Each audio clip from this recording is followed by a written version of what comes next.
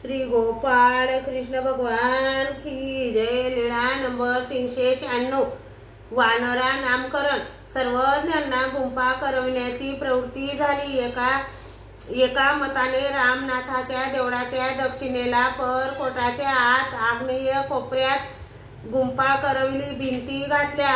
दाभे करण्यासाठी भट्टोबास पिंपळाच्या झाडावर फांद्या मोडायला चढले।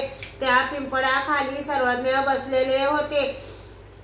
भट्टोबास एक फांदी हाताने धरायचे आणि खालील कोरडी फांदी पायाने मोडायचे, असे ह्या फांदीवरून त्या फांदीवर जात होते।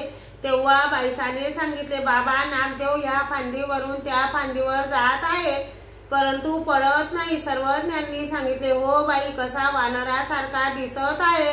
त्या दिवसापासून सर्वज्ञ